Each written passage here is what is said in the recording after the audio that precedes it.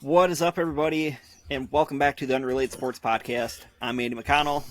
With me is my partner in crime, Cody Allstat. Cody, how we doing? I'm doing great. How about yourself, Andy? Oh, I'm doing great. A little nervous right now. So we're recording this on a Wednesday night, and my Dallas Stars are just getting ready to, or are just playing right now against the Vegas Golden Knights. I have everything, all my notifications turned off, TV turned off. I have everything set to record. So as soon as we're done recording this, I'm probably going to go into a little panic, watching their game 2 against Vegas.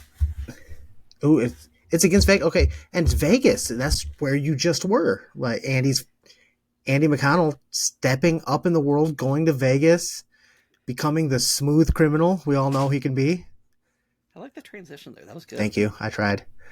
Look at you. Okay. So well, you can look at me. We're on YouTube. Oh yeah, that is true. Breaking news here on the pod here, and I just figured that I just did this last night. We are on YouTube at the Unrelated Sports Podcast on YouTube. I haven't even checked it out yet, so yeah. So hopefully the audio and hopefully the quality's halfway decent. I just kind of threw it up late last night, so we'll see how this goes. Can't wait. I mean, I'm never gonna watch it. Oh, I never will too. I mean, I don't listen to our podcast either. I hate hearing my own voice. Oh, it's awful. Yeah, and my voice is awful too.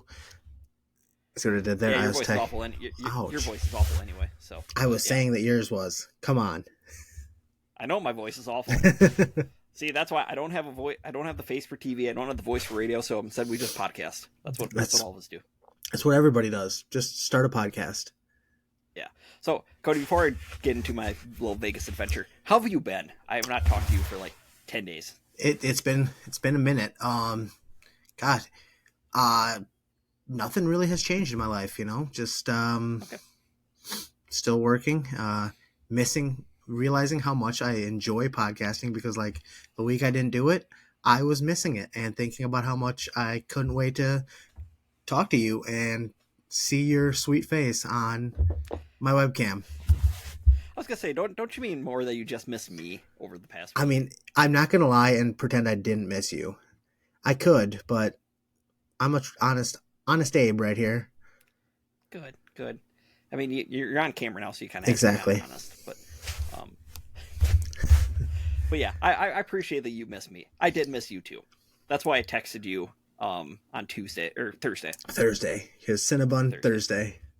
Yep, it was Cinnamon Roll Thursday, even in Vegas. Had to make that happen. So yeah, my Vegas adventure. Should I dive in? Yes, go ahead. I haven't heard much about it yet, really. Okay. Well, I mean, I can't really say that I did anything too out of the ordinary, or that even for me, minus a couple things. So my buddy Peyton and I went to Vegas last week, and so we flew out Monday, and then Monday night at the hotel that we were staying at called the Luxor. It's like a big pyramid hotel, kind of Egypt themed. Pretty cool. I liked it. But we got tickets, or he got tickets. He did not tell me this, to a I think they called like a burlesque show. Fancy. Yeah. So we had front row tickets to basically a topless show. Front row, nice. Yeah, front row. Completely unaware of any of that was going on. Oh, that's awesome.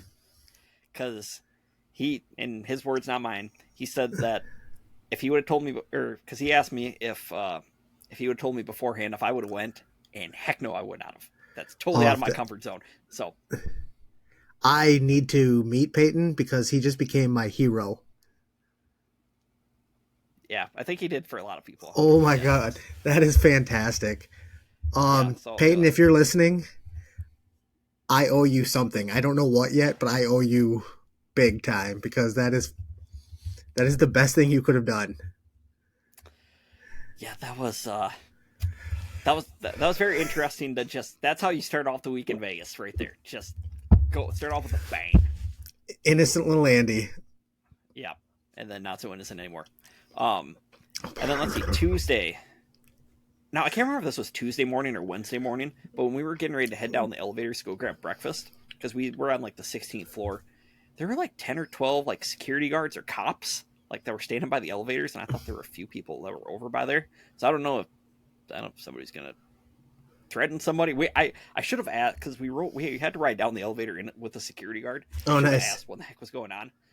but I think I was still like kind of still trying to process what the heck just happened. Yeah, I bet. You were probably still trying to process all the titties you saw on Monday, too. That could have been it, too. I was still trying to process everything there. But that was...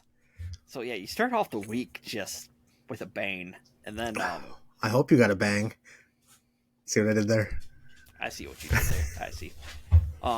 So after we grabbed just breakfast and stuff at just a little cafe type deal, we basically started our day of walking the strip at Las Vegas. So we started off and we actually walked down to the Welcome to Las Vegas sign. Nice. Where you can actually stand, you can actually have, like, there is a big line where you can actually have people take, or I don't know if you have to pay for it, but they actually have people take your picture in front of it. But no, we decided we're just going to take a picture of the sign standing on the side of the road where you can just zoom in, because why have to deal with people? And then after that, they have a, I don't know if it's the actual Pinball Hall of Fame, but they had a Pinball Hall of Fame in Las Vegas, like just probably about half a mile from where the sign is. And they had probably over 200 pinball machines in there. Oh, wow. That you can actually play. Like old, like stretching anywhere from like back in, I don't even know how old it was. Like probably back in like the 50s maybe. I would say, if not old, 50s, 60s, something like that. Where you could play those from a quarter or going all the way up to like $1, where you could play like, they had like Indiana Jones ones. Okay. They had Game of Thrones. Like if you want to stretch. Like, some newer ones. Yeah, some newer ones. They did have a NASCAR one. Didn't get to play it though because it was out of order. It wasn't working. Kind of like NASCAR. I was very sad. They did have some of the cool ones though. They had like a different rock and roll themed ones. So like they had like Kiss. AC/DC. I'm trying to think who else. There were a few other ones, but it was cool because you could actually choose which song of like whatever group. Oh, cool. It was to actually play during when you're rolling. So nice. And then they actually even had a couple like actually pinball games. Like they had Guitar Hero. Oh, nice. And then nice. They had a couple like Daytona USA racing games and stuff. So that was okay. Oh, I remember Daytona USA for God. We had that on like Sega Saturn. Yeah, it was fun. I won because, duh. But I'm kind so of a big humble deal at racing games. Yes, I know. So humble. So then, and then after we did that for probably about an hour, maybe two, I can't remember. We basically went back to the casino right next to ours, was called Mandalay Bay. And we just kind of started going in and out of every hotel and casino, just kind of exploring and gambling a little bit inside each. Yep. There was one machine throughout the week that we had success on, and that was only in like 3 or 4 of the casinos, and they're all right by us. It was like a Dragon slot machine. I don't like that was the name of it. It was called Dragon. It was the only one that we could win on. It was weird. So we did. So like every casino that we went to, we tried to find it, and we can only find it in like maybe 4 of them. Okay. Nice. Let's just say, and I'll get ahead of this to the end of the story. I did make a sizable donation to the Las Vegas casino fund there. So. Well, you know, most people do. Yeah, I did finish the day or the week though. The last casino that we hit, I did win $15. So finished on a high note. That's how we do it. That's all. I remember as a kid when I went to Vegas. My mom won like $2,500 as we were leaving Vegas in the airport on a quarter machine. I should have done that. I really should have played because they had them in the Vegas airport still, and for some reason I didn't. Maybe I was just too tired because our flight was early in the morning on Friday. But I didn't play any. I should have. Because I just saw like maybe about a month ago somebody won like $750,000 on one of those. Holy cow! Yeah, insane. But yeah, so throughout Tuesday we logged 13 miles of walking. Wow! So got a lot of walking in. Yeah, we hit up a bunch of casinos. They have a bunch of different themed ones. Yep.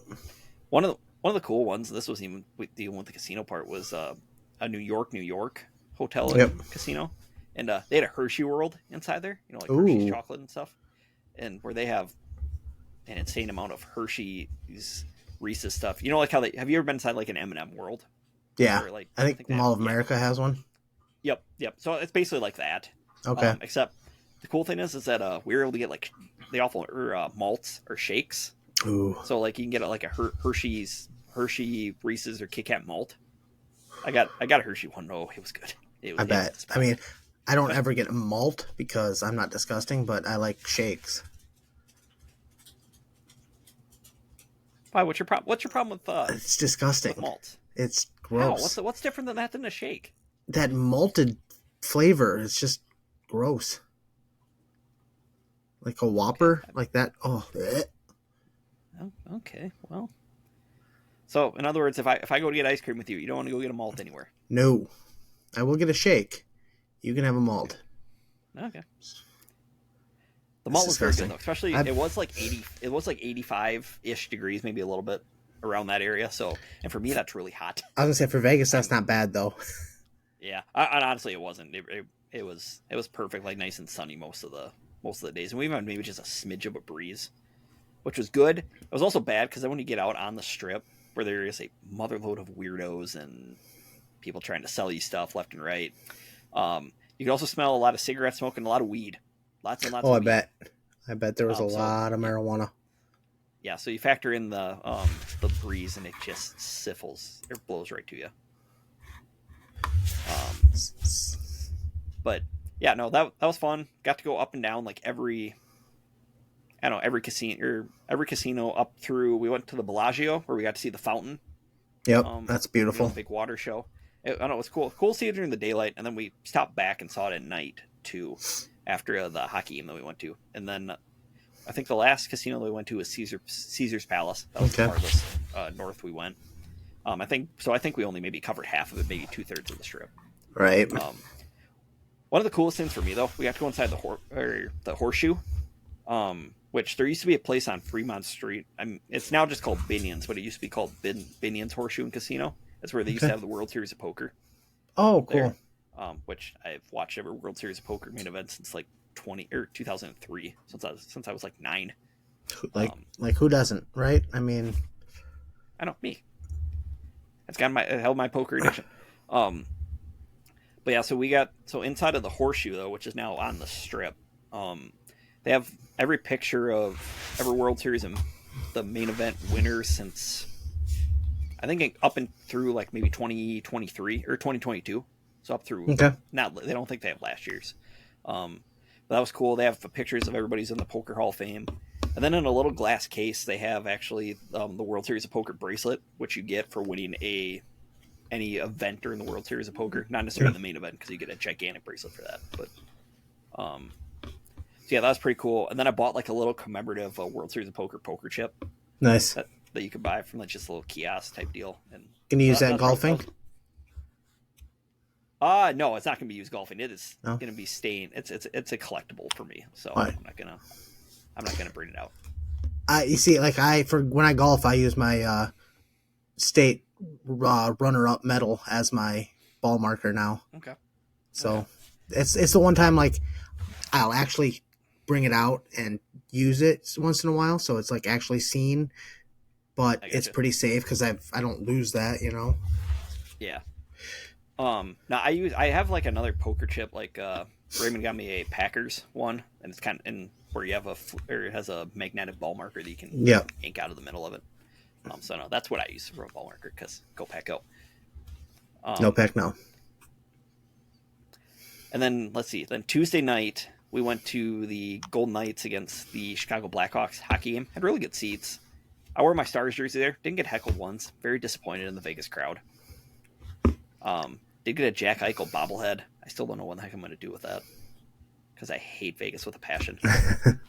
And then Vegas won 3-1, which good for them. Whatever. I hope they lose after this next series. I hope they lose this series. Oh, okay. And then let's see, Wednesday we didn't do as much walking. We went kind of out to the middle of nowhere on this gold mine tour, which I thought was kind of a letdown. I thought we would actually see more like actually gold or stuff like that. Like we got to go inside this mine, which it felt really nice and cool inside there. Oh, I bet. So that was really good. So I mean, that part was pretty cool, but it wasn't quite the wow that I thought it was going to be. And then we saw Blue Man Group on Wednesday night. Oh, you went and saw Blue Man Group? That's awesome. Yeah, that was fun. They put on a good show. A very good show. They've been a staple of Vegas for decades now, so yeah. And then Thursday was kind of a chill day. We walked a little bit more of the Strip, and then we went to Fremont Street, which is, I believe that's old Vegas, I think technically. And there's like 3 times the amount of freaks, geeks, and weirdos on Fremont Street than there are on the Strip. It was very interesting. We did get to go to they have a mob museum there, like the old mobsters, like. So that was cool. They actually have the wall. I want to say it was from the Valentine's Day Massacre. In Chicago, and it actually has the bullet holes in it still. So it's a legit wall and stuff. So that was cool to see. And then probably the one part where I thought I was actually going to die is, after we got done wandering Fremont Street, we walked to a neon museum, which is basically just a neon junkyard. That was also kind of a letdown. Thought it would be a lot more. But it was kind of a very sketchy part of North Las Vegas. And I thought I was going to get mugged or thought I was going to die. I'm just go leave it at that. But yeah, that was the gist. Your Vegas in a nutshell? Basically, yes. It's not a bad trip. Yeah, no, it was a fun time. Glad I got to experience it once, but I've had my Vegas fill. I'm good to go. Good, yeah. I don't blame you. I haven't been to Vegas since I was 20, so I haven't really lived Vegas. I did all the touristy stuff as a kid. I think I'll do more of the stupid. I'm 21 now, 37 or 36. They're gonna be 37. Yeah, it'll be a little different next time I go to Vegas with a wife and. Yeah. And the one cool thing is that outside of our hotel room, you could see the as they call it, the Death Star, Allegiant Stadium, where the Raiders play. You can see that lit up at night too. That's pretty cool. Pretty cool to see. Yeah. So yeah, that is my Vegas trip in a semi-condensed story.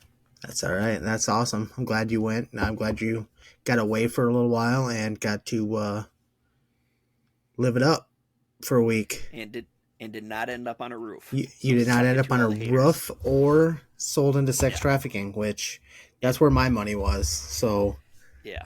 So all you haters, suck it. That's what I got to say right there. All right, let's calm down, Andy. I don't want to be the reasonable one on this show. All right. Okay. We can go back to our other roles then. Yeah. Let's keep it normal. So, I guess, hey, so speaking of, I said we went to a hockey game and stuff. So, right now, the NHL playoffs and so the Stanley Cup playoffs and the NBA playoffs are going on. Your Florida Panthers are up 2-0, I believe. 2-0, yes. Which is good, because I hate Tampa Bay. Which it's kind of nice that, big travel days for them right now, both in the state of Florida. Yeah, I mean, I don't know. Are they going to be able to take 3 days off for all those? Right. They're going to be able to get there in time. Tampa, did they win a cup recently? Yep, they beat Dallas in the bubble in 2020. Okay. And then they beat the Montreal Canadiens the next year in 21. Okay. They kind of had a condensed. That's right. They kind of won them like right when Brady came to Tampa Bay. There was kind of a whole. Yep. Now I remember that. Yeah. Okay. So yeah, but I mean, there's just something to be said about watching the Stanley Cup playoffs. It's so fun. I've watched a little bit of it. Haven't watched a lot, but like it's intense. The little bit I've watched. Like oh, I know. The save that I can't remember. Bobrovsky? Yes. What a save in the game to keep for the win. I mean, fantastic. One of the best saves I've ever seen. I don't have a lot to compare it to, but yeah, playoff Bob has been pretty good. I mean, he was hot last year when Florida went all the way to the Stanley Cup final. Yeah. Against Vegas. So, I mean, they're playing good. Well, and the craziest game so far was when that was the final score. I can't remember what the final score ended up being, but Winnipeg and Colorado played game 1, and I think after the first period, the score was like 4-3. Oh wow! It was like I think that the final score maybe ended up being like, and the final score ended up being 7-6, which for a hockey game is insane. That is insane. And yeah, Dallas got beat in game 1 against Vegas 4-3. How many periods? There's 3 periods, yes. Like 20 minutes each. Yes. Okay. Yep. Yeah, and this guy's giving it their all. Like there's no half effort or Right. It's not like watching an NBA regular season game where they're coasting.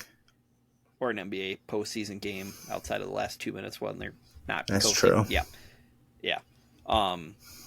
I will say though, now after the Vegas and Dallas game on Monday night, I did watch the end of the Lakers and Denver Nuggets NBA playoff game where Denver stormed back from 20 down, and then Jamal Murray of the Nuggets hit a buzzer beater right in Anthony Davis's face.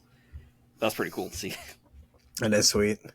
Was that like right after LeBron had scored, like dunked?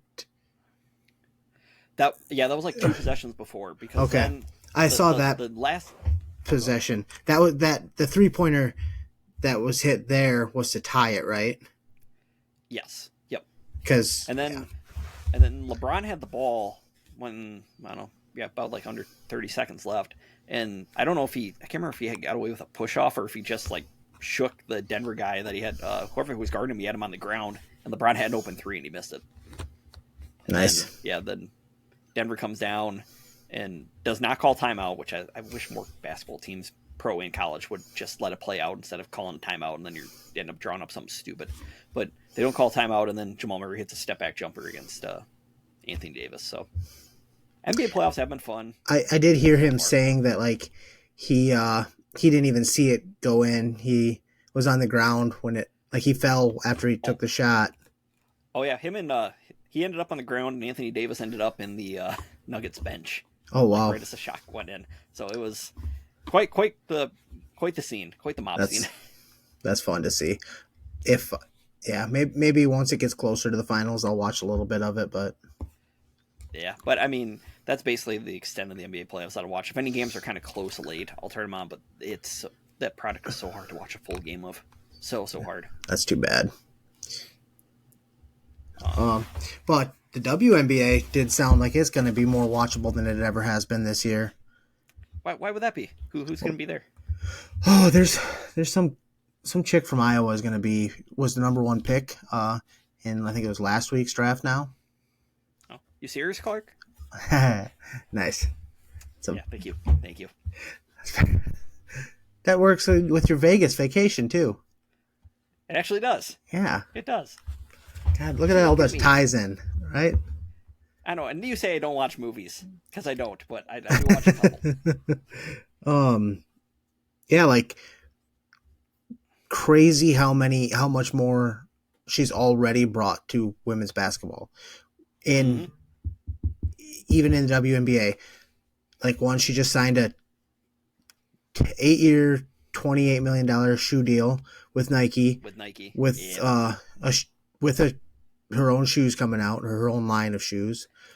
And now I will say, they haven't came out with the name of the shoe yet. Somebody said though, if they don't call them logo 3s, what are we doing? Like, right? Nike, that's fantastic. That's what you come out with. That's what you start off with. That would be fantastic. But they went. I think they had the Indiana. She went to the Indiana Fever. Yep. They had 1 nationally televised game last year out of their 33. This year they have like 32 nationally televised games already before the season starts, or it's somewhere either 30 or 30. It's 36 of 40, I believe. So they play 40 games, which I believe is the most that the WNBA's ever played in a year. 36 games of their 40 televised. That's so much better than now. People need to put up or shut up, and if they're going to be complaining about women's not getting paid like the men, they need to be watching. They need to be buying the jerseys, which I will give them credit. They've been buying Caitlin Clark jerseys. Became the fastest ever selling jersey, taking out Trevor Lawrence. Yeah, I did see that, and she sold more jerseys than the whole Cowboys team did last year. Yeah, how about them Cowboys? I think Caitlin and Angel Reese, both of their jerseys are sold out. Which those are your 2 biggest names for rookies. So. And Angel Reese went 7th, 8th. Yeah, to Chicago. And so didn't that Cardoso? Yep. Yeah. Also, she went 3rd overall to Chicago. Yeah. And then Kate Martin, Clark's teammate at Iowa, she went to Las Vegas, which good find for her. Still don't know if she'll end up making the team. Right. Because the WNBA only has 12 teams. I think the rosters are only like 12 deep. So Okay. unfortunately, even if you're basically drafted outside of the first round, it's a 50-50 chance of whether you make the actual roster or not. Which I know if that Kate doesn't, I think she'll basically get ready to start moving into coaching anyway. I know that that's where Megan Gustafson? Yes. She's already at the same in Minnesota also. Yep. They've won Las multiple Vegas. Las Vegas. I'm sorry. Minnesota. Yeah. Yes. Okay. Who's won the last couple national championships for? WNBA, Las Vegas. Okay. Yeah, they basically have a kind of a super team there right now. Gustafson doesn't play a lot. She's not one of the starters, but she does contribute off the bench. But no, they have arguably the best player outside of Caitlin Clark. I mean, we'll see what Caitlin does at the next level, but they probably have the best player at the WNBA level in Asia Wilson right now. Okay. And then they have Candace Parker, who's a Hall of Famer, will be a Hall of Famer, and then Kelsey Plum, who's probably one of the better shooters in the whole league. So okay. But yeah, you are right though. This is definitely a time for if people want to keep supporting the league and keep seeing these ladies earn their earn more money. Yeah, it's time to put up or shut up. Yeah, like, I'm a firm believer in that. Yes, the women deserve more money, but they haven't. There's not the draw to earn it. Like, they're deserving, but that doesn't mean that it's there. It's not there to give them. The same thing happens with men's soccer. Like, yep.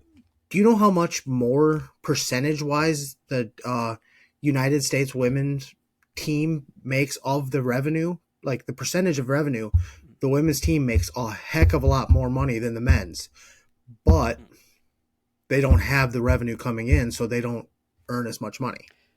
Which is weird because obviously our women's soccer team has been dominant. It is compared to the men who are just scratching and clawing just to make the World Cup. Yeah.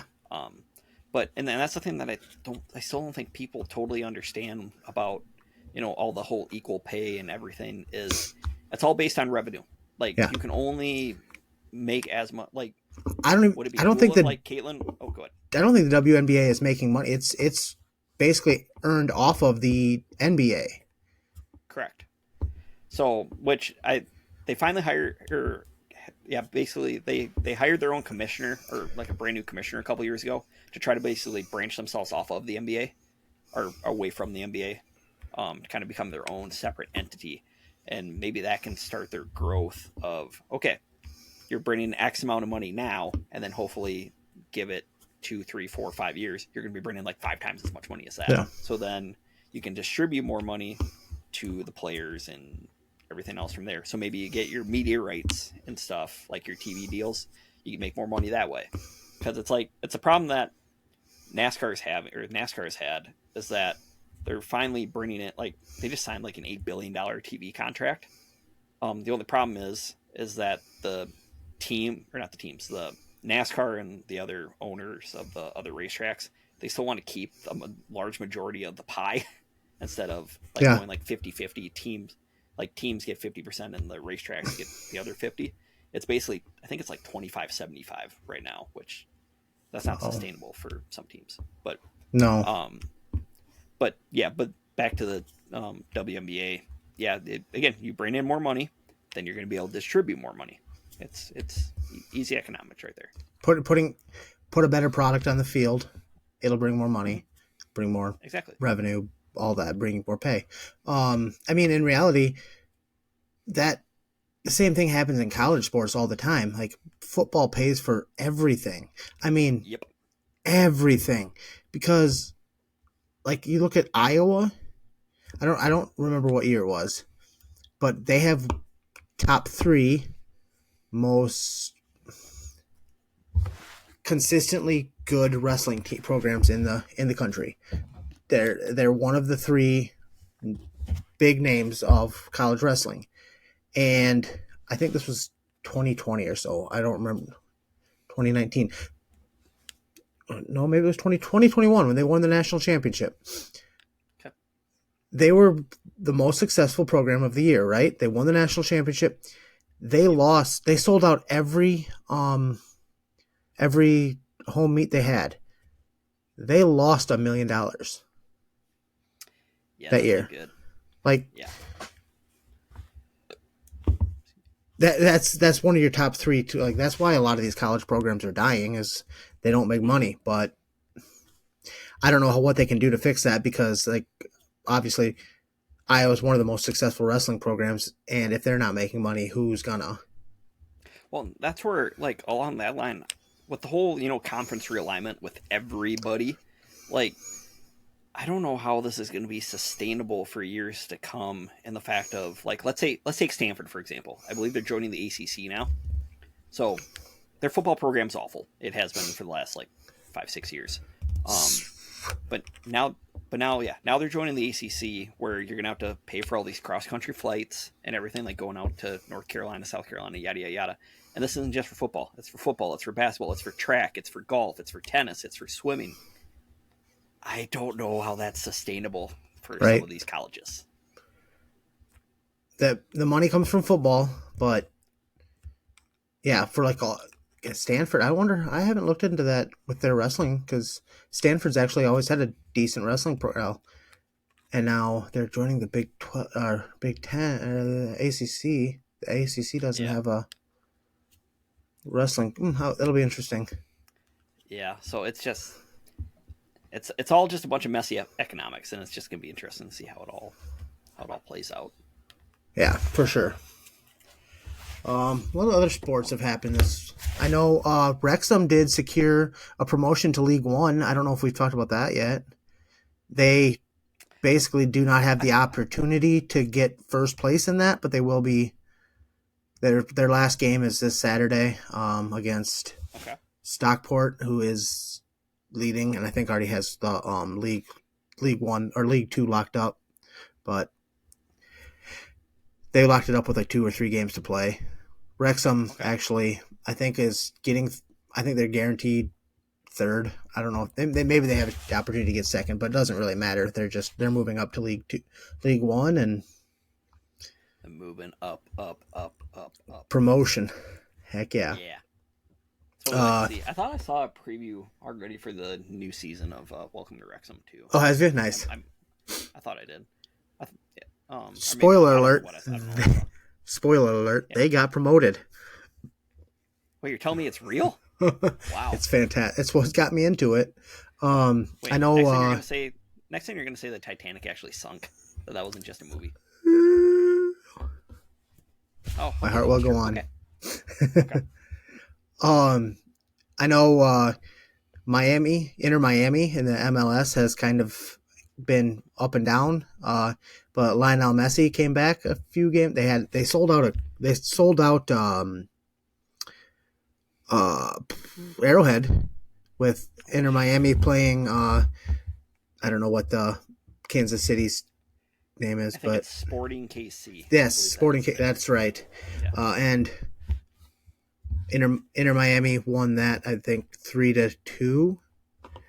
Lionel Messi had in the next game had led a major comeback where they were down like 3 goals or 2 goals and won at 3-2. Also, he's good. He's kind of good. Yeah, kind of good, just a little bit. Hey, and again, back to the whole selling out Arrowhead and everything. It's amazing what happens when you have star players. Yeah, it's people want to come see the said player. It's insane. Hey, Cody, quick side note. So you know how you always make fun of me about being a complete sports encyclopedia? Yeah. Basically. So, I think I've done that once. Show? Yeah. Do you remember I don't know if you ever watched it on ESPN. It was called Stump the Schwab at all. Oh yeah. It was like yep. So Howie Schwab was the big guy on there, the big like sports encyclopedia. And unfortunately, he just passed away during this last week. Yep. But I just want to say I always loved watching that show because it was hosted by Stuart Scott, and guys would basically just try to answer Stuart Scott was great too. Questions. And it was always fun for me just trying to test my knowledge, just to see how I hung up against most of these guys. And it's like I feel like even at like 10, 11, 12 years old, whenever that show did air, I could have held my own. How about do you remember Sports Jeopardy? Yeah. You ever watch that? That was fantastic also. I have feel. Patrick. Yep. Yeah, that would have been I bet you'd have been pretty good at that. Just a touch. My only horn, but problem on those, like, even when I know the answer, they could be questioning me about, like, the names of my children, and I would freeze on stage like that. Like, I have major stage that's fright. something that I always wonder about. Major stage fright? Yeah, look it. Because like on Tuesday nights I'll go over to my grandma's and we'll watch like Family Feud and then we'll watch Wheel of Fortune. And she always laughs because I tend to always like basically get almost every answer that's on like the board for Family Feud, or like I'm pretty good at solving the puzzles, and it's like I don't know. I feel like I think I'd be all right even under the TV lights. I think just because I have that competitive nature where I just zone in. Oh, I'm competitive as heck too, man. Like, yeah. But I don't know. Like, I don't. Every time I freeze, and it's weird to me. I guess I've done a few like even best man speeches. Once I get started, I'm fine. I guess so. That's. Yeah. I think once I make myself look stupid enough, then I'm fine with it. Do you have to look more stupid than you already are? Hurtful, Andy. That is hurtful. This is why your mom knows that I'm a nice guy and you're a jerk. Just 50% of the time. Yeah, no, I think I'm the same way with speeches though. Like, I'm very I can be very prepared for them, and it's kind of like, yeah, once you get the ball rolling, then it's like bang, bang, bang, you're good to go. But then you're still like a nervous ball of everything. Yeah, I'm terrible beforehand. Terrible before him. Terrible, Kenny. Terrible. Okay, see, your Chuck impersonation is better than mine, so I get that. That was good. Yeah, I look a little more like Chuck. Yeah, a little bit. Minus you have hair. You do have hair. That's true. I do have hair. So, I don't think I have anything else in common with Chuck. Let's see. Your golf swing's better than Chuck. I will say that. Actually, he's fixed his a lot. Oh. Have you ever seen? You should look it up. He's fixed it a lot. Damn, Charles. Right? It always made me feel better about my swing, but now. Yeah. I know. But you know who has a really funny swing that works really well? Who? Guy by the name of Scotty Scheffler. Who's he? Is he kind of good? He's an all right golfer. He's gonna be humbled soon, though, because no matter how much money you earn, the bed at the hospital that dads get to sleep on will humble everyone. And he made $18 million so far this year or something like that, and he's gonna be sleeping on the same crappy bed that all fathers have to. Yeah, I saw that. That's why everybody kept making jokes that still the only thing that could stop Scotty right now is his wife. She's like due to give birth. Meredith is due to give birth any day now. And it's like, oh, that's funny. He's won 4 of the last 5 tournaments that he's played in. Insane. Hey, now, what if I told you though? I feel like I'm doing a 30 for 30 here. What if I told you though he's not the hottest golfer on the face of the planet? No, he is not. That is coming up. No, and that is Miss Nelly Korda, who has won 5 straight LPGA events. Yes, that is fantastic too. They're Masters, their right? Last major, not their Masters, but I would say it's one of their more notable championships. It's called the Chevron Championship. It's had many names over the last how many years, but whoever wins gets to jump in the pond or gets to jump in. Cool. Lake on 18 after they win. So that's always a cool little tradition they have. But yeah, Nelly's been on fire. Yeah, like somebody was saying that. I think that was her second major too, wasn't it? Correct. Yeah, I think she won the LPGA's championship, or it was the KPMG championship, something like that. She has won a previous major. But somebody was saying I think it's either this week or next week, it's the Zurich Championship on the PGA Tour. It's the team event that they have. Okay. Somebody's saying Scotty and Nelly should just team up and just see what happens. Oh, that'd be awesome. I know. That would be fantastic. Because if you ever look at her golf swing, it's just poetry in motion. Dude, if you ever want to watch pure golf swings, watch the women's PGA Tour, man. It is beautiful. And I know we've talked about that before, but and the thing is, with both Scotty and Nelly, their ball striping is insane. But the one weakness that they both have had probably with last year is their putting. Yeah. And they both don't suck at putting anymore. That's scary. Insane. That's very scary. Yeah. And the cool thing about Nelly is that her family's like all just athletic freaks. I think her mom and dad used to both be tennis players, and her brother Sebastian's actually like a top 10 ranked tennis player right now. Oh wow! And then her sister Jessica also is on the LPGA tour. She's also a very good golfer in her own right. Okay, so, what an athletic family. That's awesome. Good for them. Yeah. I got asked a question today, and I couldn't figure it out, but we figured that you would be able to figure it out or tell us. Who is the one golfer to have ever had in 1 year had the Grand Slam, all 4 majors? So nobody's done it like within the same calendar year, like from like, and for example, this year, like for Scotty winning the Masters, the PGA Championship, the U.S. Open, and the British Open. However, from 2000 to 2001. I think it was 2000 to 2001. Tiger held all 4 majors at the same time. See, that's not the answer that I got. I was told. That was the last one. Maybe I was told that Bobby Jones did it, but he was never a professional golfer. He was an amateur every time. He never went pro. Interesting. Well, and the thing is though, and it wasn't called the Masters. Okay. But also, I wonder, I don't think he golfed over in across the pond in the UK. Oh, okay. The British Open. Because I think Arnold Palmer was one of the first PGA guys to actually go over and compete in that tournament. Best known as the only golfer to win. Bobby Jones, the legend. Best known as the only golfer to win all 4 major tournaments, the Grand Slam, in 1 calendar year. Okay. Interesting. I stand corrected then.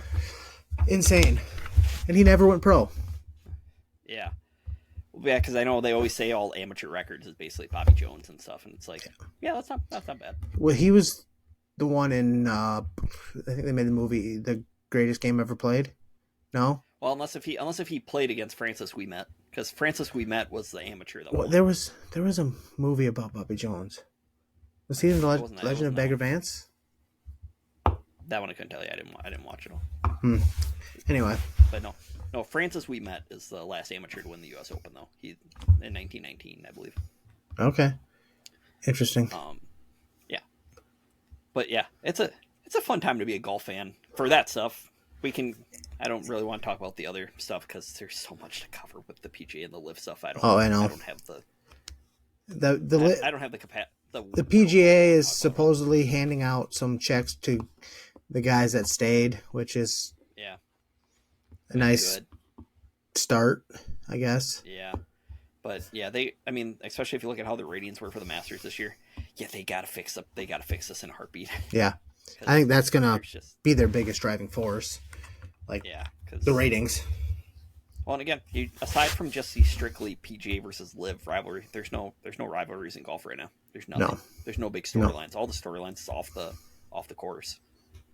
Yeah, minus Scotty killing everybody. But yeah, if he's too dominant though, then that's boring. Yeah, unless it's like Tiger-esque. Yeah. Yeah.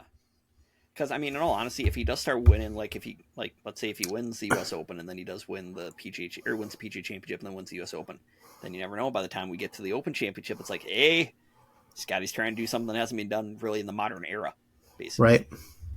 So, yeah, that's. But there is something that that you just texted me that could bring the golfing world together. And it's only a 15-year-old boy. I think he's 15. I think Charlie's 15. Charlie Woods is entering qualifier for the U.S. Open. That would be insane. If he makes it, they have to pair him and his dad together. Oh, right? They would have to. That would be who would caddy for them both? Well, Charlie might have his buddy from the high school golf team. That Tiger did the big dog. the meme that was born. That was from fantastic. The championship. And then Tiger will probably just have whoever his normal caddy is. Yeah, I don't know who that is anymore, but it was Joe LaCava, but I don't think it's Joe anymore. I can't remember who we had for But the Masters. But by the way, I finished Full Swing, and I still say I'm excited to see what happens with Joel on it from like if they have a season 3. oh yeah, Because season 2 it got. I mean, it hits you right in the feels. For It did. Season 2, because you see what fame does to a guy, what person. In all honesty, Yeah. in a bad way, and not that Joel went way off the deep end, but no, he has issues that he needs fixed, and hopefully he gets them figured out. I will say I'm happy they talked to Ricky about the Ryder Cup ending, because I know that was a big sticking point about him conceding basically the final putt to Tommy Fleetwood. Yeah. I think it was Tommy Fleetwood. So I'm glad they actually brought that up a little bit. That's true. You give that to them like it's lost at that point. See, I still would have made him putt it just because I'm that guy. I don't like conceding anything, and also just to, I mean, I kind of, if he's gonna make it at least, or if they're gonna win, at least let him make it. Let him earn it. Yeah. Yeah. Because I think you feel more joy if you put the putt in. Well, maybe that was his way of kind of taking a little off of it for him. Good one. Hey, so about college football, you texted me this earlier. Yeah. About how they're putting in the 2-minute warning. Yes, and some helmet communications going. I didn't read too much into that, but well, you know why they're doing the helmet communications? No. You can thank the University of Michigan because of that. Oh yeah, duh. For the sign stealing. Yeah. This way, then players that you won't have the 15 players on the sidelines holding up boards and slapping different hand signals together, where the coach can just communicate like, "Hey, run X slot, whatever football play you call." And then the 2-minute warning is interesting. I mean, considering that they did just take away last year where the clock stops on every first down, and now they're bringing this part back. Yeah, it's strange. But I guess if they want to make it, I can understand though if they want to try to make the game more universal in terms of you want basically the same rules from college to the pros. Which I understand. But are they going to go to that extreme of like same thing as you have to have both feet in bounds for a catch, or? I don't know. Well, the only other rule that I've heard that and I don't know, they're not going to do this year. They could end up doing it in years to come. They could shrink the hash marks, like because I heard that might actually help improve the game a little bit more. Okay. Instead of opening, because you'd have so much of a strong. Because right now, let's just say you have the ball in the left hash, you have so much freaking room on the right side of the field. That's true. On the strong side of the field there, to just either run a screen or like I think that's why they said there's just so many screens in everything. That makes sense. Yeah. I was thinking, like when you were talking about it, I was thinking of it in terms of like kickoffs, but you're talking about like during plays and stuff. Or just kicking. Yeah, the kickoffs is going to be. I'm kind of shocked they didn't bring that into the college game. Just because of all players, you'd want to help college kids with safety, but maybe it's because they're not moving as fast as NFL players. That's true. Bigger, faster, stronger type deal. I wonder, like, does that escalate down to or trickle down to high school, Pee Wee, all that stuff? Like, how does that all work? I think honestly, I wouldn't be surprised even at the Pee Wee level soon if they just eliminate kickoffs to begin with and say, okay, everybody's starting at the 30-yard line, 35-yard line, and we go from there. That's true. Yeah, I don't. There's just something about the opening kickoff though to a game. It is. I love it. It's you have all the tension that's just getting built up. You jingle the keys or whatever. Like, I love it. But before we get too far into the world of football, I want to speak. This is Cody's Corner. This is the U.S. Olympic trials happened this last week, and that my man Spencer Lee defeated a former Hawkeye in the finals by the name of Thomas Gilman, who trains at the Penn State's Nittany Lion Wrestling Club. He was the Iowa's Golden Boy, and he won a world silver medal for Iowa, or for the Iowa. What do they call it? The Hawkeye Wrestling Club. And then he kind of left and went to the Nittany Lion Wrestling Club. Talked a lot of smack about Iowa. Kind of burned some bridges. Went to Nittany Lions, and he's done well. He won a world championship. He bronze medaled in the last Olympics there. So he's had a very good career, and part of the reason there was rumors about him leaving Iowa was partially because of Spencer Lee. Like, Spencer Lee came in and as a high school or a college freshman was dominating him in the room, and I think it kind of humbled him. And actually, he gave a speech, or not a speech, but he gave a press conference the night before where they were just talking to him about like his, and he kind of took the, like, I needed what happened there. That was all on me. I needed to grow up. He kind of healed my heart because I had a lot of tension against him because of his hatred for the Hawkeye Wrestling Club, but he kind of healed it, and I'm really hoping that he has a successful rest of his career because of just him being humbled a little bit, I think. He still gets to represent the United States because the top 3 do, which there were, in the third place match was 2 high school students wrestling for third place. Wow.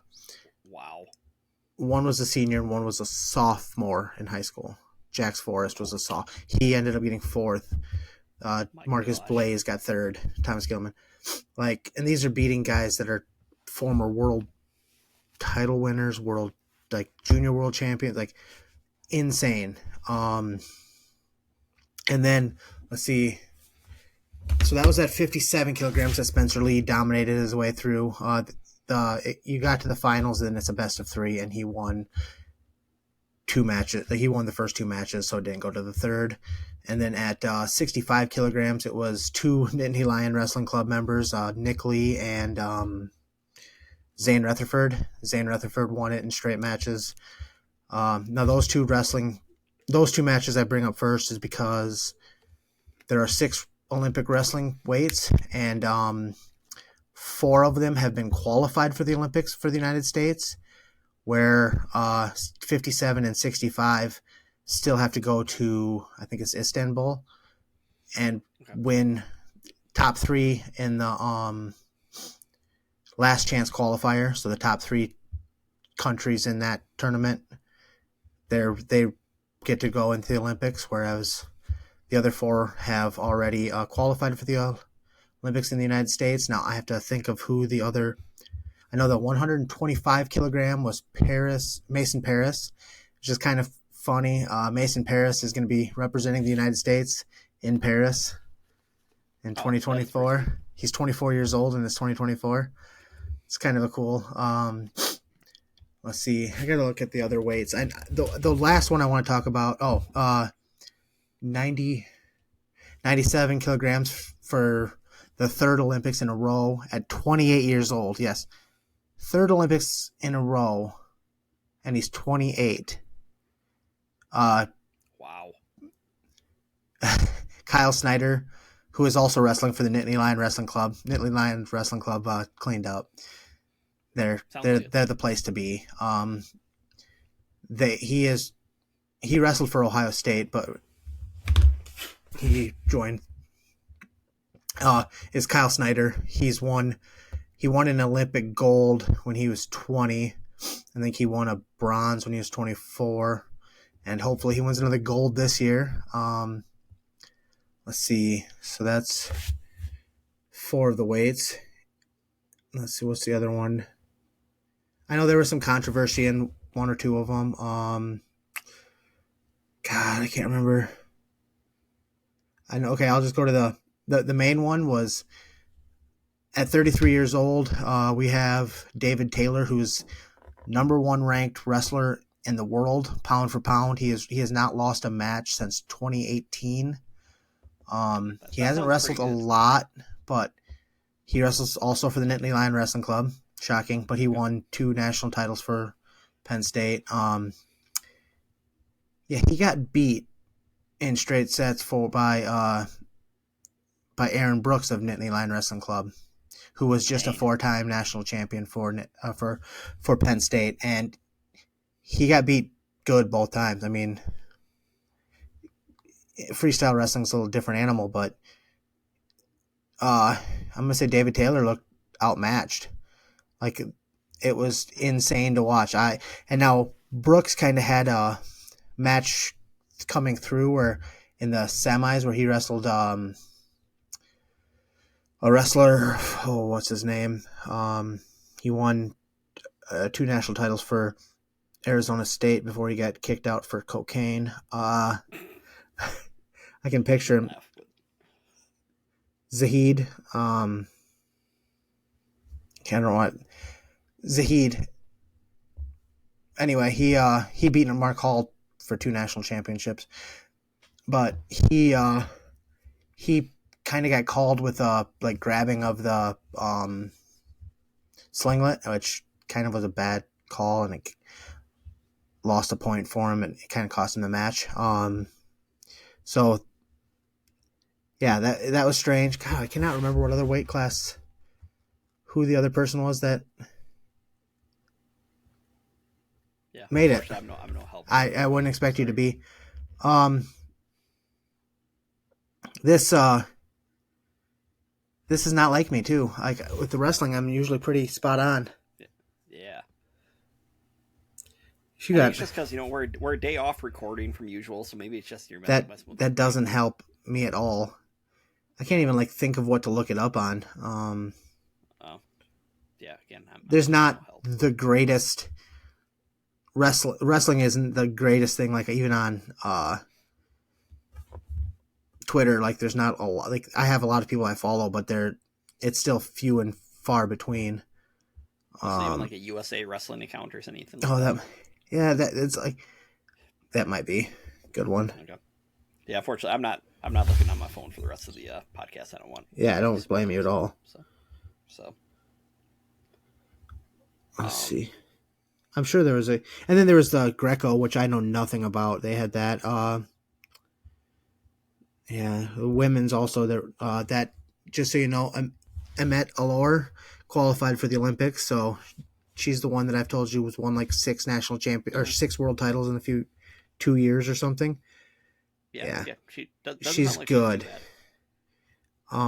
She will be representing the United States. That'll be really fun to watch. I know Dom Parrish will also be. Oh, my dog's coming down the stairs. Oh. Like always. Let's see. I'm really excited to see the tournament where they try to qualify the weights for the Olympics. That'll be really fun too. Aaron Brooks. Come on. This is embarrassing. St. Rutherford, no. How does it... Oh, duh. It's another great story. Kyle Dake. He has been in a multiple-time world title, and then I think he either silvered or bronze at the last Olympics.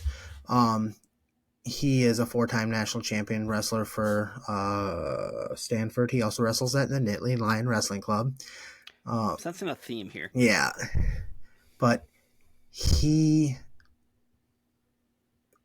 lost his father a week before the finals, trials, and so he devoted a lot of his tournament to his dad. So that's a great story. He's going to be competing for gold in Paris hopefully soon, or he will be competing for it, but I hope he wins it. Good for him. Yeah, I mean, and he was he won 4 national titles at 4 different weights. He's the only one to have done that. Oh, dang. Okay. And one of them was against David Taylor. Oh, okay. The final, his 4th one. So he went to the competition to try to better himself, and yeah. Oh, I think he's 74 kilograms. Okay, nice. So that moment of stupidity by Cody was brought to you by Decor Pest Control. Because I like the plug. Those memories are pests to me. And ask Cass if I got to find that message from him. I know that he'll spray for bugs are starting to come out. Yep. Definitely on their way. He sprays for Checks for bugs, insects, rats, mice, rodents of all kinds. All that fun stuff. What's his name again? Cass. He offers monthly and quarterly services, and call for an estimate at 563-419-3251. Tell him Cody and Andy sent you. Yeah. Look at you with a kind of a quasi ad read. Yeah. What's up? I'm proud of you. Thank you. So, hey, speaking of what's up, you want to talk about football? I thought you'd never ask. We missed that last week. Or 2 weeks ago. I don't think we even said that last 2 weeks ago. Well, no, because there was no football. No, there was nothing. However, tomorrow night, let's see what's tomorrow night. Oh, yeah, it's the draft, where everybody gives Roger Goodell a very big bro hug. That's true. Nobody liked Christian Wilkins, though. Who's it? That is true. Is that the city he was drafted in? Where? He was at. He's in Vegas now. I just don't know. Was that where he was drafted? Was it in Vegas that year? Yeah, I'm trying to remember when they started doing it year to year, like place to place. I know that it was the year that Clemson won the Natty. Okay. Remember, because he was doing the splits. Well, Sunshine is Lawrence. Or the one with Boston. My bad. God, idiot. I know. I'm dropping the ball today too. Well, he just had his 5th year with the Dolphins, so. Okay. Yeah, so it's probably the one with Sunshine then. Okay, yeah. It could have been. I honestly don't know. All I know is that next year the draft's in Green Bay, so. Is it really? Yeah, gross. And a rumor that I've heard is that there's a chance they could incorporate the Packers training camp bike riding tradition into the draft. Like they might have players ride bikes up on the stage, on like first round picks ride their bikes up on stage. Nice. Something like that. Okay, so we could be like every other sports podcast that want to break down every minute thing about the draft, but we're kind of on a semi time crunch because I got hockey I want to watch. So that's true. I got a couple questions I got to ask you. I got 3. 1, what is the biggest surprise you think is going to happen tomorrow night, at least in the first round? I think it's going to be. I think there's going to be a surprising, or they're talking about like 5-6 quarterbacks being taken. I think it's going to be like 4. Ooh, so not Penix or Nix, more right. likely. I think there's going to be a drop. Could be wrong.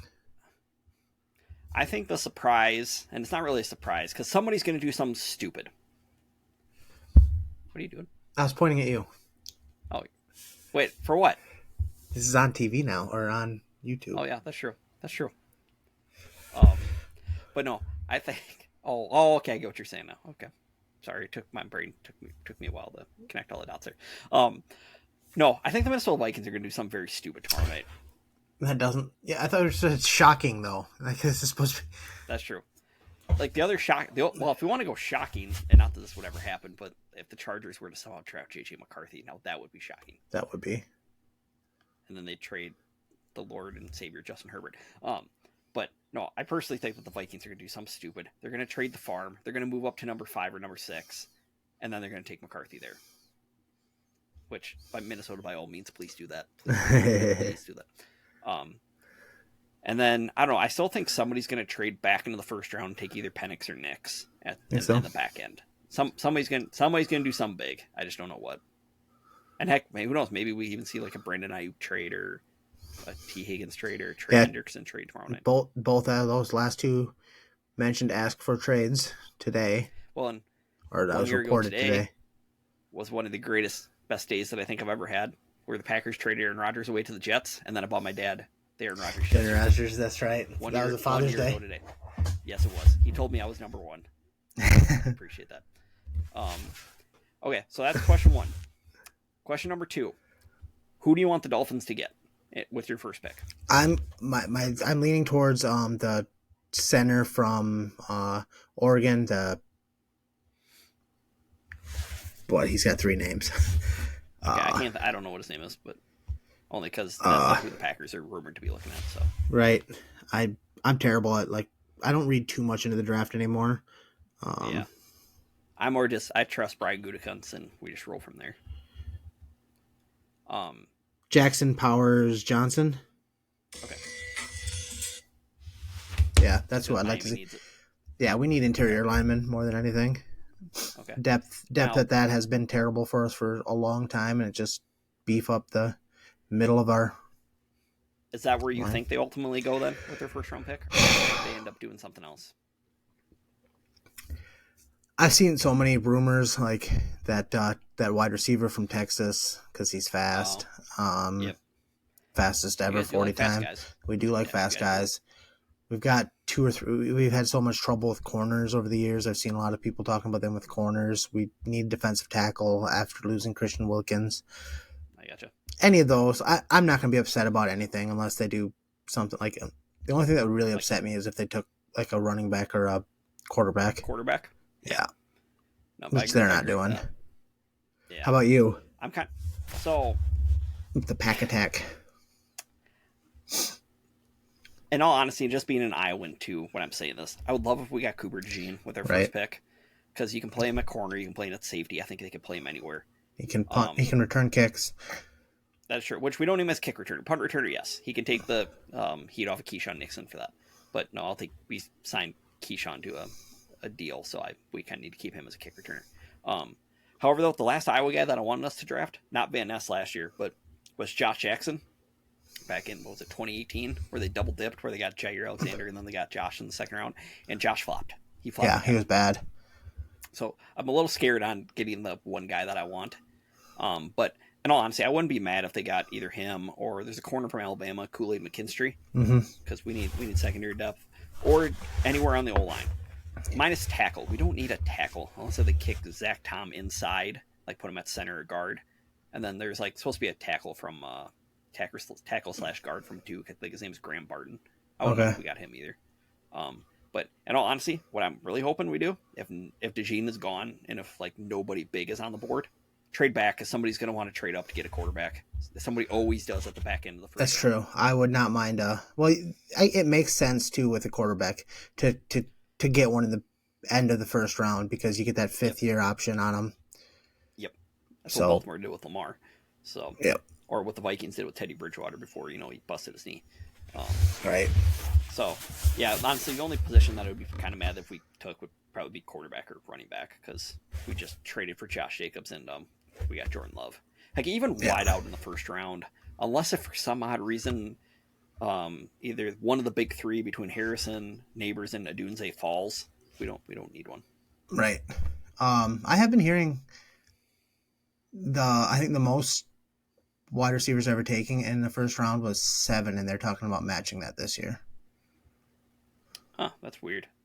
The over-under in Vegas is 6.5. Okay.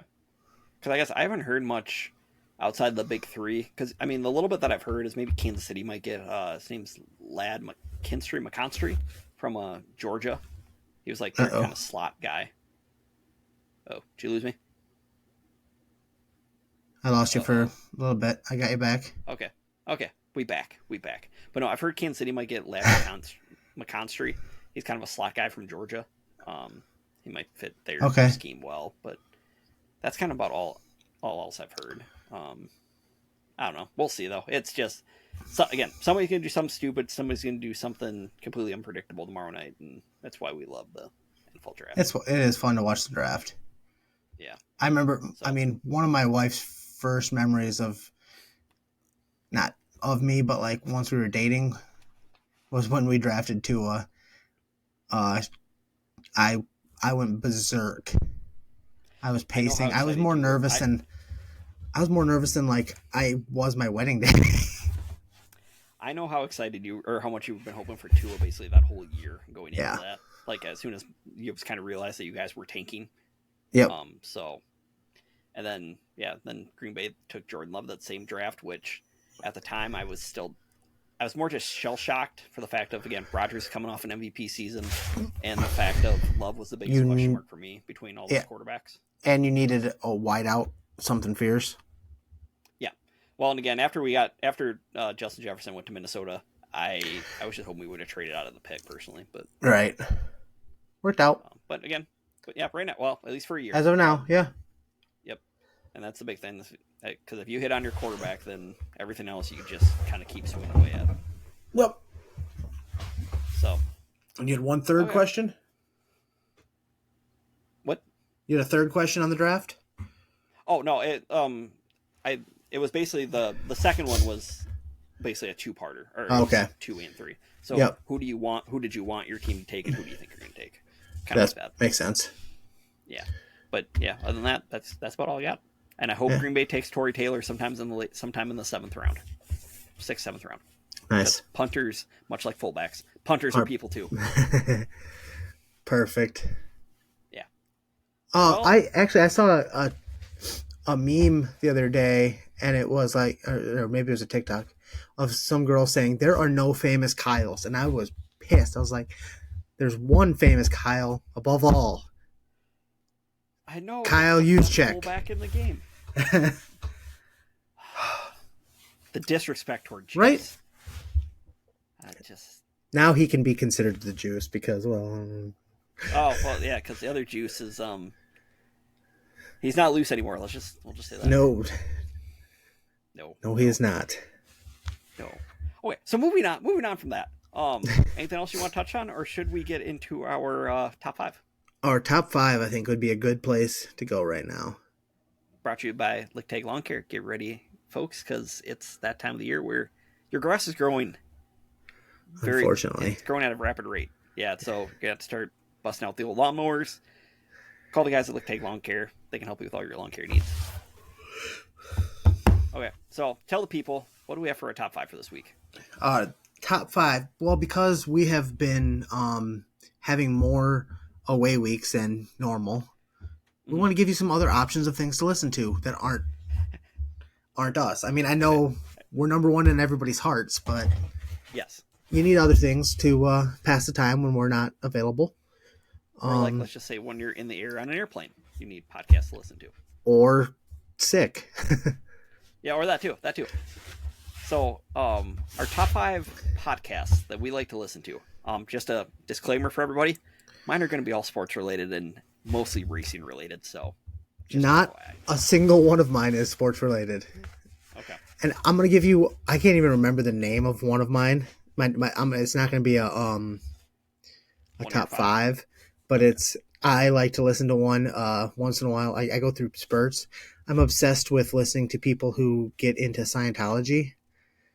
Okay then. And there's one about that Leah Remini, famous actress she left Scientology, and her and Mike Rinder, who also, he was like one of the top guys in Scientology. He also left, and they have a podcast that they had a show on TLC, and then they had a podcast, and it's fantastic to listen to if you're a nerd like me and like to listen to horror stories of people leaving Scientology. Except for Tiny Tom Cruise, he's still there. He's their Jesus. Yep. Okay, so do you want to go straight through the list, or do you want to alternate? Let's do alternate. Do you have any honorable mentions? Yeah. The honorable mention I'm going to go with, and it's one that I've talked about before. They no longer do it, but it's the Glass Case of Motion podcast with Brian Blaney. It was a fun racing podcast that wasn't even about racing. They did so much stupid stuff. They talked about many stupid things on that. Was that the one that they talked about the Notes app that we used frequently? I know you said. I don't think so. I think you told me that there was a racing podcast that they talked about the Notes app we use it all the time. Yeah, nope, it wasn't that one. I know exactly. It's a podcast, but no, trust me. The Glass Case one, they talked about a lot of stuff, and 95% of it was not racing. That's cool. Very stupid things. Yeah. Okay. So you want to lead us off? Yep. Number 5. My brother introduced me to a lot of these. Honeydew with Ryan Sickler. I listened to this pretty consistently when I drove my sister-in-law to New Hampshire. I listened to probably 15, 20 hours of it. And it is a comedian, Ryan Sickler, where he just talks to other comedians. Fantastic show. I listened to, I listened to a couple of big time comedians on it that he had, and one of them was like 10 parts. It was ridiculous. Holy mother mercy. I'm trying to remember his name. He's a big guy, and he's from New York. Okay. So not Gabriel Iglesias. No. Okay. Just because you said big guy, so that's why. Yeah. Okay. Let me. Well, you're looking that up. Do you want me to give you? Yeah. Go ahead. Okay. Joey Diaz. So, sorry. Okay. Joey Diaz. His life story. Crazy. Okay. So like I said, most of mine are like racing related. My number 5 is actually a new one, and it just kind of started this year. So there was a race car driver named Kevin Harvick. He's the guy that replaced Dale Earnhardt in the 29 after Dale Earnhardt passed away. Well, he just started working for Fox this year for their NASCAR coverage. So he has a podcast called Kevin Harvick's Happy Hour. Nice. With Harvick, a guy named Dylan Mamba Smith who works in NASCAR, and then a lady that works for Fox. Her name is Caitlin Vincey. They're a fun little group, fun little threesome that they have. Like, I don't know, they feed off each other really well, make fun of each other really well too. And Harvick's not afraid to tell it like it is, which is what I like too. So it's a fun little racing podcast. Perfect. My number 4 also introduced me to my brother, and I'm going to say I've kind of fallen out of this one a little bit. Now I kind of pick and choose which episodes I listen to in this one is Last Podcast on the Left. A lot of horror stuff, a lot of murder and serial killers and stuff like that. They go really in depth. I learned a lot of things, a lot of cool pieces of information from them. Don't always agree with them as people, but they're fun to listen to in bits. Okay, I gotcha. My number 4 is the only non-racing one. It's called SV Pod. It's hosted by Scott Van Pelt. Nice. Sports Center anchor Scott Van Pelt. Yep. It's with him and his producer Stanford Steve, and just listen to their takes on sports, and then also just some non-sports stuff. Like Scott will talk about his little boy. I think it's either Sam or Charlie, and like his flag football, like season that he has, or just other random stuff like that. It's just like it's cool just to listen to those guys. It is fun. Dads too. That's fun. Yep.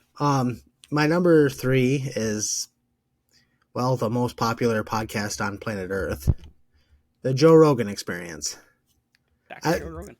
I do like to pick and choose who I listen to anymore. I was trying to go for a while, listen to as many of his episodes as I could, but I just pick and choose. When it's somebody interesting I see that I want to listen to him talk to, I'll go to that. Once in a while I'll pick some random ones too, but I gotcha. The only problem is they're like 3 hours long. So yeah, I have heard that. Okay, so my 1, 2, and 3 are all very close, and again, now these all are racing related. The number 3, it's called Actions Detrimental. It's hosted by NASCAR driver Denny Hamlin. Denny started this he started this last year, and it's kind of cool just hearing his perspective, not just from the driver's seat, but he also co-owns a team. Oh, okay. So just hearing all the inner workings of like some of his beefs with NASCAR or with some track people, and because he records this like right after the race, so it's all fresh. So like adrenaline's still pumping and everything. And there was at one point last year where he admitted right after a race that he put somebody in the wall, and on his podcast, and he got a 25-point penalty. Oh wow. So whoops. Yeah, it's opened my eyes and ears to Denny, because a lot of people do not like him just for how brash he is at times, but I like it. It's funny. That's cool. Yeah.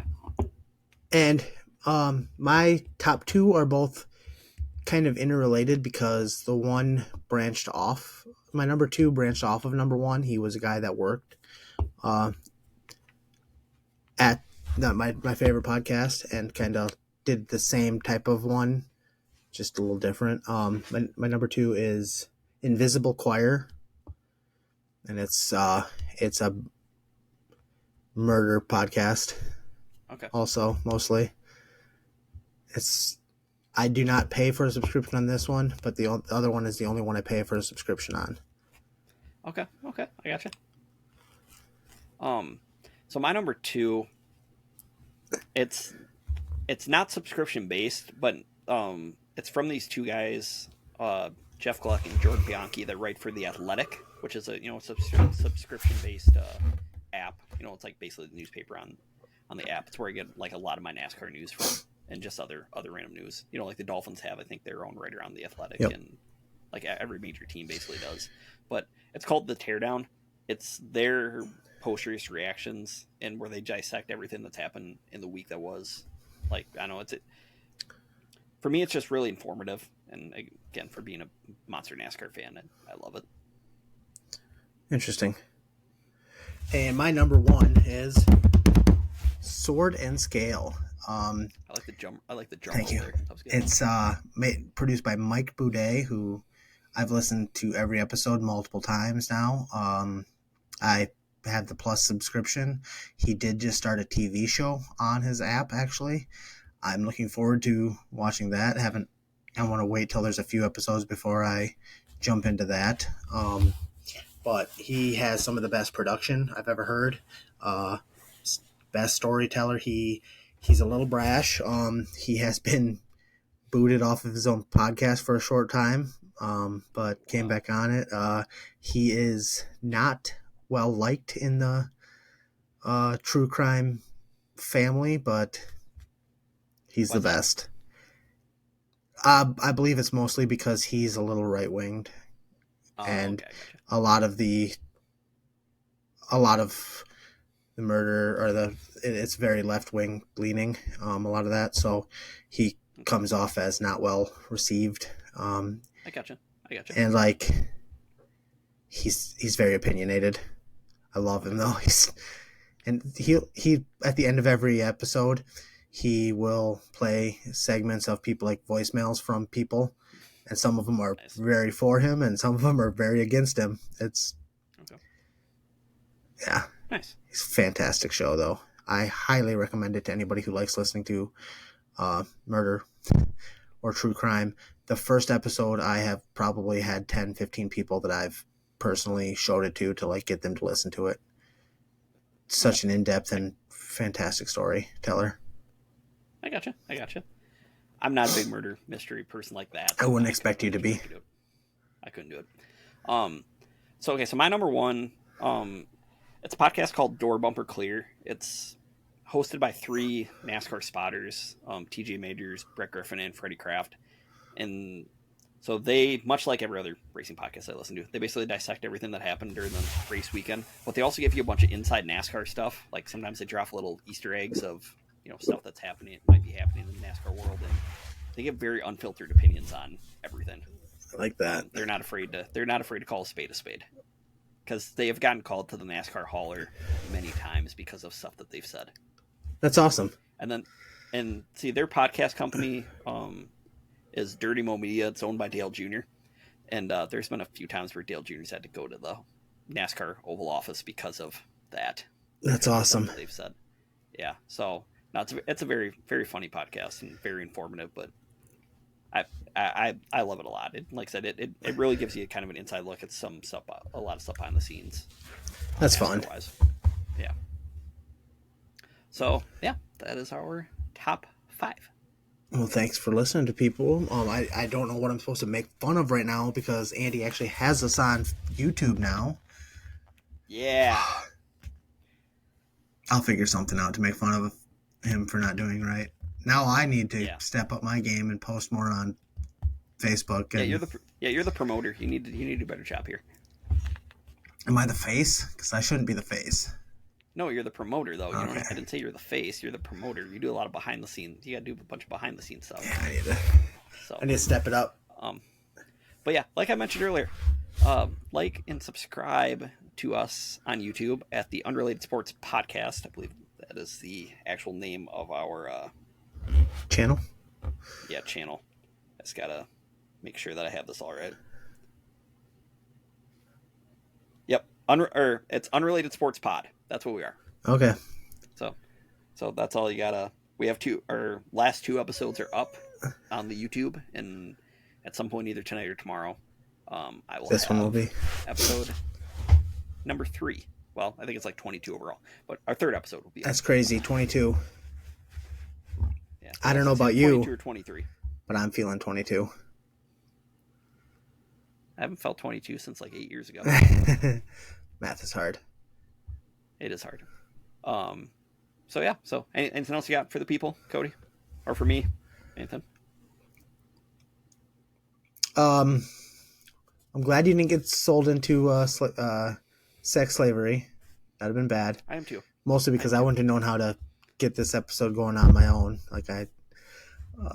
Yeah, you would have been screwed there. Yep. The podcast would have died with me in Vegas. Yep, for sure. Other than that,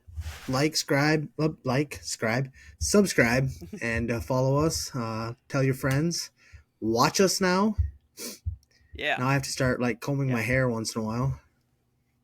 Nah, you gotta give the all natural look. That's true. Let people see the sweat. I had to, for my wife to allow me to do this tonight, I had to bust my butt and do the dishes before the episode. Nice. So, and everybody remember, fullbacks are people too. Thank you everybody for listening, and we will catch you next week. Go Stars. Panthers!